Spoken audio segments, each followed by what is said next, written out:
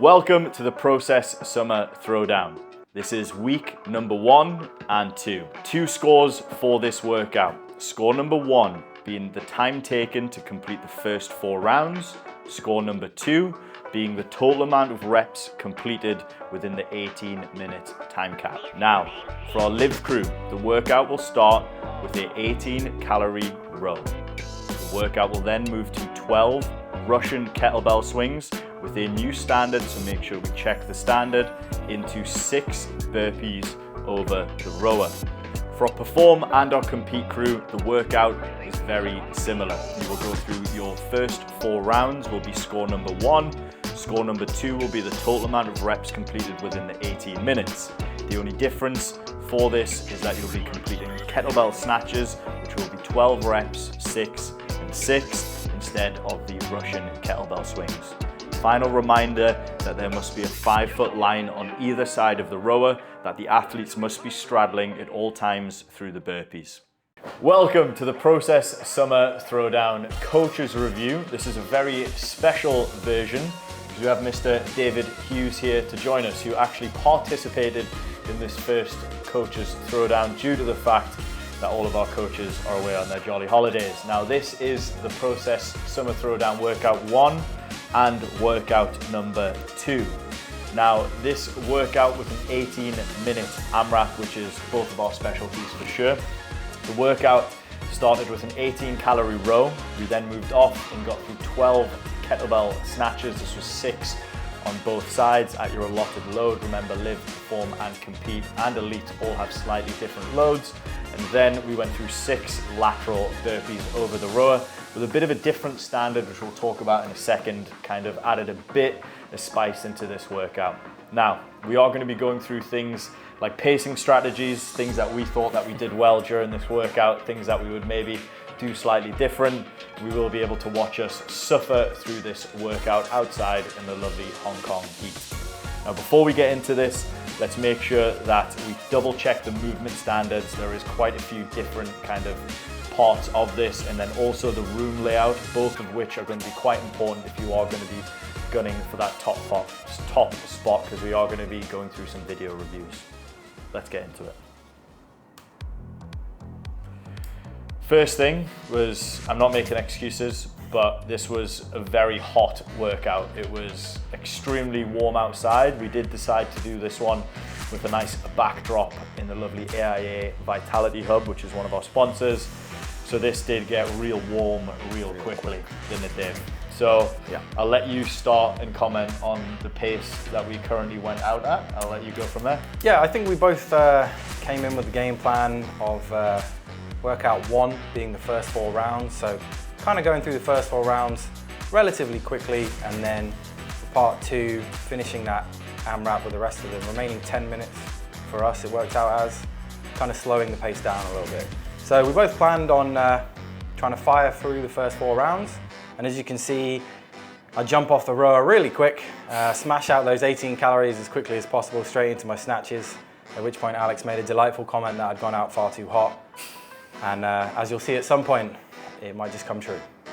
Yeah, so I think that is one of the things to think about here. Is there is 2 scores of this. They're not 2 separate workouts, but first score is the total time taken to complete the first 4 rounds. And then the second score is the total reps completed across that 18-minute time frame. So it does kind of lull you in to going a little bit quicker than you want to for those first 4 rounds. I think we both kind of set the game plan of going unbroken with the kettlebell snatches for the first 4 rounds. Yep. And then look to maybe put the kettlebell down to slow the transitions between these movements. I think when we look at the cadence on the row, the cadence for me for these first 4 rounds was about 1-2, 1-3. Yours was a little bit hotter than that, a little bit more. And then I think we both kind of dropped that down to kind of like the 900 to 1,100 mark once we got into the kind of final 18-minute or the latter part of the 18-minute workout. I will say that sweat in grip was a massive limiting factor through this. I think if we were to do this again and we were to do this kind of indoors, I think it would be a bit of a different workout, or the feeling of the workout would be slightly different. Again, not making excuses, but we will see when we get into this, we spent a lot of time wiping chalk, wiping sweat, all of that sort of stuff. Kind of did play a big factor in this workout for sure. Certainly. So again, we're seeing David come off here, second round, still flying. Yeah, I think you can see it in the row. I'm working probably twice as hard as Alex, pulling a lot longer, my stroke rate's a lot higher, a lot quicker, probably working a little bit too hard, whereas yourself, you look a bit cool, calm and collected. And the snatches, again, your transfer through the snatches, your turnover is so much quicker than mine. You tend to pull straight up, whereas I tend to use more of a bit of swing, I would say. Yeah, if we're looking at this movement, or the 3 movements, now remember, for our live crew, you guys are going to be going through kettlebell swing, so it's going to feel like a slightly different workout for you guys. Still going to be relatively grip intensive, but for our performing, our compete and elite crew, these kettlebell snatches, they're programmed relatively heavy on purpose. They're there as kind of a little bit of a bottleneck, or they might be. 32 for compete and elite, and 24 for our perform. So I would advise, if you've not done a high amount of volume for the kettlebell snatches, this workout does get really grippy and really quite grip intensive for the kettlebell snatches. So I think if you haven't done a lot of practice with this movement, I would try to get this done in your warm-up or in the sessions building up to this workout, because we can all row and the row kind of stays the same and consistent. The burpees, again, we've had a lot of exposure to, but if you've not done a lot of kettlebell snatches, I think that's the one movement that does separate the field here, especially if we're all rowing and burping at a similar cadence. Just that transitional speed on the kettlebell snatch could make a huge difference with this workout. Yeah, and I think with that slightly heavier weight as well, than most people are probably used to practicing with. Find what works better for you. Both of us had the plan of going 6 and 6 unbroken, but like Al said, at some point you'll see being outside, kettlebells start to get real slippy real quick, and I think probably around 3 or 4 you'll see I break, and I think I do 3 and 3. I think you break on round 4 or something. Yeah. You'll see us chalking up a hell of a lot, and then we both run out of chalk as well. Yeah, which gets pretty tough. It got real dark towards the end of this workout, that's for sure. But we'll say a big shout out to one of our sponsors, the AIA Vitality Hub, for letting us come down and do this in front of the iconic wheel. We had a good group of people around us, kind of shouting random things and stuff. But yeah, it was a great little workout for us to get through outside. I think one of the things when we look at the style of rowing for David, looks like he's taking a lot of load in his upper body for his pull. For myself, that was kind of one of my goals, was to try to let my upper body relax as much as I can. Just bearing in mind, if we look at these other 2 movements, we've got a pull on the row, we've got a pull on the snatch, and then a push on the burpee. I knew that my legs weren't really going to be too fatigued, so I wanted to try to use my legs as much as I can on the row and let my arms do as little of the work as possible. Again, on these burpees, this is where it is starting to get pretty warm. I think I'm just switching in between, just going by feel of whether I'm facing the rower or whether I'm jumping laterally. Now, the standard on the row was something new that we've added in. Yep. How did you feel with the standard with the lines?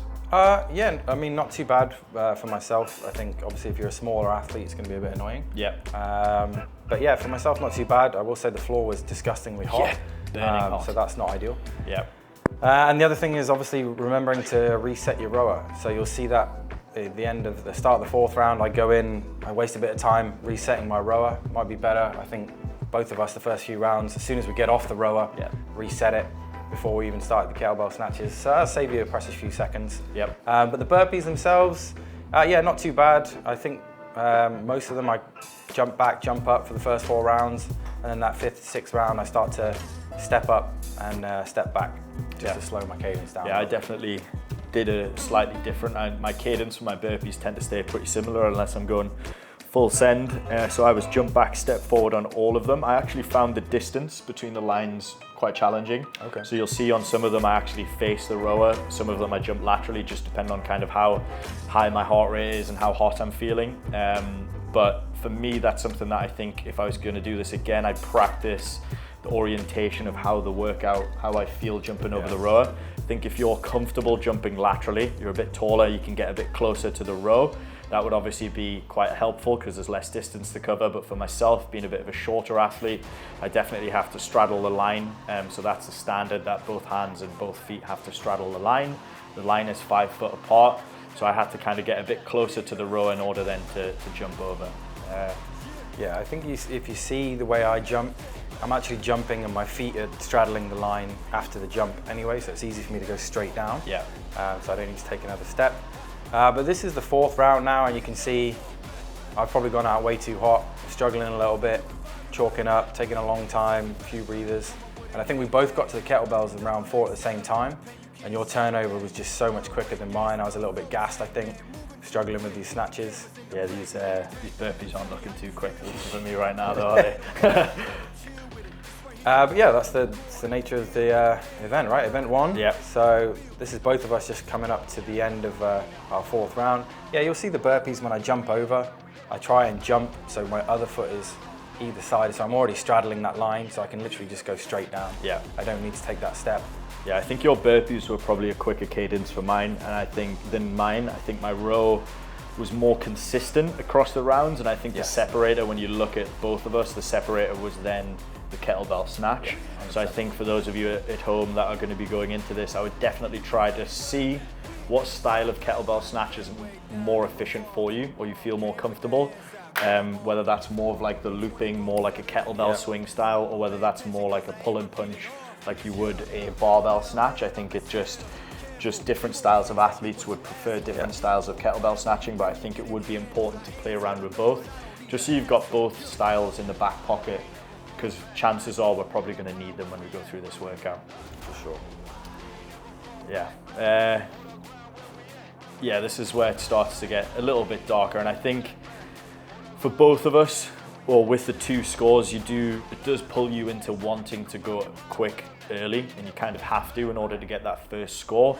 But what you don't want to do is have then the next, let's say if that was first 4 rounds take you 8 minutes or whatever, however long, you don't want then the next 8 minutes for you to be moving so slow that you're not accumulating any more. And I think when we look at our score, we got 7 rounds? Yeah, 7 rounds. So we got 7 rounds and change or whatever. So we did 4 rounds in the first, let's say 6-7 minutes.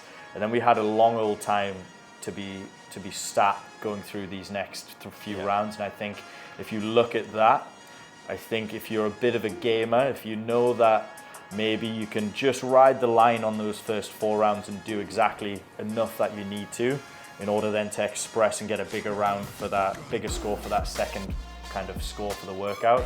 I think there's definitely pros and cons of that. With us both, for myself being a bit more of an explosive athlete than I am enduring, I know I wanted to try to go those first 4 rounds at a moderate to quick pace and then just hold on, because I know that I'm not really going to be able to compete across the 18 minutes as well as other people. Yeah, I think if I was to do it again, I would definitely copy your technique on the rower, maybe slow that down, not use it as a recovery row, but don't jack my heart rate up as much as I did, and maybe that'll give me a little bit more gas for those kettlebell snatches where I seem to lose a load of time. The burpees I think felt fine. I think I just kind of, you grin and bear it through those, but I would definitely slow my row down, and then that would hopefully transfer over and maybe give me a better score over the 18 minutes, possibly slowing my workout 1 time down, but it would give me a better workout 2 score. It is a double-edged sword though, right? Because Exactly. it's like it does lull you into needing to go quick for the first bit. So I think just kind of knowing yourself and where your score for this workout, whether you're going to do better in the shorter 4 rounds or whether you're going to do better over the 18-minute workout, and then really trying to use that as your kind of standard in order to kind of judge how quick you're going. Just through the shades of the floor there, it's getting a bit too sweaty. Yeah. So I think this was about halfway now, I think, if we look at the timer. Yeah, so we're getting close to kind of like the halfway mark. Yeah. And this is where it was really starting to get hot. Trying to relax in the row and let the legs do the work, but I'm definitely starting to kind of grin and bear it here. That floor was really warm when that chest touched the floor. So I remember I did a few times on that where my chest touched the floor and I tried to stop, but it was too hot to you had the benefit of having a t-shirt on, which I don't know why. Take it off in a minute. Yeah, I don't know why I kept mine on. Yeah, you can see on that last round of burpees as well, I'm now taking a step towards the rower. Yep. Whereas the first 4 rounds, I'm just jumping straight over and straddling that line. Yep. So I'm just slowing everything down because I'm absolutely gassed and went out too hot. Now that sounds like a lot of my CrossFit career, to be fair. So very familiar. Yeah, sounds pretty familiar. I think when we're looking at this, when we're looking at the time spent, transitions are going to be really big. For us, wipe and chalk, getting rid of sweat on hands was a big priority. So we took a little bit, as I'm going through here, I'm giving myself a bit of a countdown. We didn't have the added benefit of having a clock to watch, or we did, but I couldn't really see it. But for myself, I like to give myself a countdown of seconds and then give myself that chance to pick up the kettlebell and move on to the rower. But I think understanding that how long you're spending in between these movements is going to be really important for kind of just understanding how long each round is going to take you, because if you don't know how long you're resting, we can eat up into that 20-30 second transition, which that's a whole round of snatches or burpees gone. So we want to try to make sure that we know how long we're resting for these transitions. Yeah, and you'll see a lot of that now in this 5th, 6th round. A lot of sweat wiping, a lot of chalking up, a lot of pausing. And I think at this point now you'll see, well, me struggling to breathe. You'll see me doing 3 reps on the snatches, putting it down, doing another 3 or 4 and 2. I definitely am not doing 6 and 6. Yeah, so for myself, it was actually pretty much the opposite of that. As the kettlebell snatch I actually felt really comfortable with. Kettlebell movements, or the kettlebell snatch I actually quite like as a movement. I was actually worried about the rowing and the burpees, to be completely honest with you. So I knew that my cadence on the snatches would stay relatively similar, but I knew that then the cadence on the burpees and the row then had to dictate that and allow me to then express myself on the kettlebells a little bit more. But yeah, I think overall I was quite happy with the way that we went through the workout. I think if I look at both of our scores, that'll be interesting to see now what comes through when there's no sweat and there's no craziness of being in Hong Kong's heat. But I definitely think there'll be some big scores put out for this. We've definitely got some aerobic monsters in over the process, over all the affiliates and on the program. So I do think there'll be some big scores come in on this one. It's quite a nice one to start the process throwdown with, in terms of there's not a huge barrier for entry. There's no gymnastics, there's no crazy barbell movements. Could that be coming up? Who knows? But I think if you're looking at this workout and you're unsure of whether to sign up for the process, this is it's not an easy one by any means, but it's an aerobic test.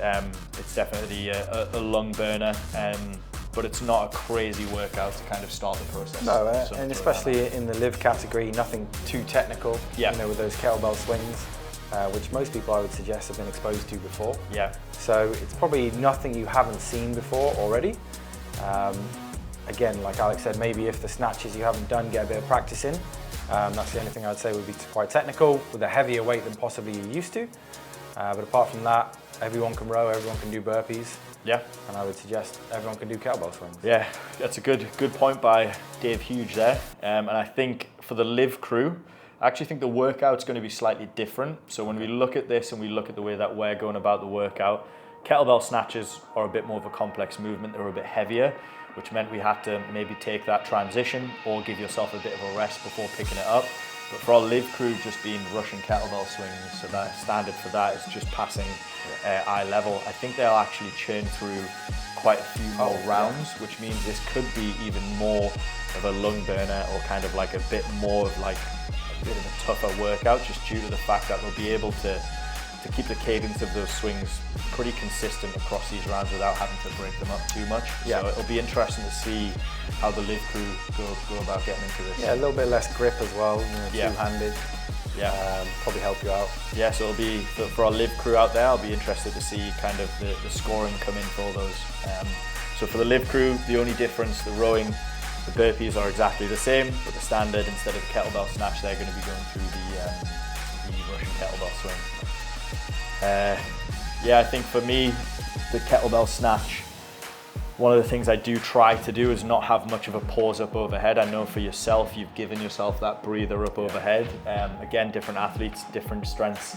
For me, my overhead position is in a place that I have to kind of pause in, or is it I feel comfortable locking out the kettlebell a bit quicker, whereas you're going through a bit more of like a pull and press at the top, whereas mine's a bit snappier. I think either or for this, depending on kind of how you feel comfortable moving the kettlebell. I think either or could be a really good option when people are going through. But again, the more you practice these styles, whether you are going towards the inside of the bell or going towards the middle of the bell when you pick it up, are you going rotating in with the kettlebell versus staying straight? I think there's definitely a lot of skill practices to break down. It seems like quite a simple movement. Where are you resting? Are you resting overhead? Are you resting with the kettlebell on the floor? Whatever it would be, I think there's definitely some elements there that you could be playing around with, you know. And thank you to Iz for rescuing my kettlebell there that I just threw on the floor. I think this was close to the end of the workout, so I was just trying to catch you up at this point, but left myself too much of a hole to get to. Yeah, it was. It's unusual that I outpace somebody in a workout, so you've given me a great opportunity here to go through this. So thank you. I just thank you for wanted that, to make you look good. Yeah, you did. No, but I think when we look at the workout itself, we both had very similar game plans. I'm definitely huffing out here, and that is the end of the workout. This is where all hell breaks loose. Both of us then spend the next kind of, I would say 20 to 30 minutes just dying. Feeling sorry for ourselves. Everybody's kind of like, this is me waterboarding myself. Yep. Yeah, it was just really bloody hot. It was really disgusting. warm. I think my whoop said for an 18-minute AMRAP, I spent 18 minutes at my max heart rate. Yeah. So working pretty hard. That's exactly why I don't wear a whoop, because I don't want to know that stuff. But yeah, it was a rough workout to do outside. I think definitely if we were going to do it inside, I think we would see a score increase without the chalk, without the sweat, all of that sort of stuff. But I think as game plans go, I'm very happy with the way that we executed that, with the push of the first 4 rounds and then trying to settle into a bit more of a steady cadence for whatever time that you have left is definitely going to be the best bet. This is me just helping a brother out. That's bromance right there. Yeah, this is two men. I'm actually smiling when I do that, which is slightly worrying, but you know. And then we had ice lollies and it was great. So we had a great time. I think this workout for everybody that is unsure of whether to sign up for the workout, this is a fun one to get through. It's definitely a lung test or a capacity test, which is fun. There's quite a low barrier for entry. So I think that for everybody doing this workout, it's a fun one to get your teeth into. Yeah, for sure. I think like Alex said, it's fun. There's nothing overly complicated involved in it, nothing overly heavy. Yeah. You know, there's no real barriers here that's going to stop you from doing this workout. So give it a crack. Get after it. Now, before we do close up, remember this is workout 1 and workout 2. Okay, workout 1 being the score for the first 4 rounds, workout 2 being the total amount of reps completed within that 18-minute workout. Remember, they're 2 separate scores, so make sure you log those separately. Now, we do need to give a shout out to all of our lovely sponsors that have made this possible. There are some massive prizes for this year. In comparison to latter years, the prizes for this year are pretty darn good. Okay, so make sure that we do get in and have a look. If you are unsure of whether to sign up, the prizes definitely make it worthwhile. So we've got Sweaty Betty, we've got Dream Pod, we've got Lyres, we've got Lululemon, the AIA Vitality Hub, which we were outside of doing this workout. We've got Nutrition, Kitchen, and Float Co, all involved for this year's Process Summer Throwdown. Let's make sure we log our scores. We'll see you on the leaderboard, team.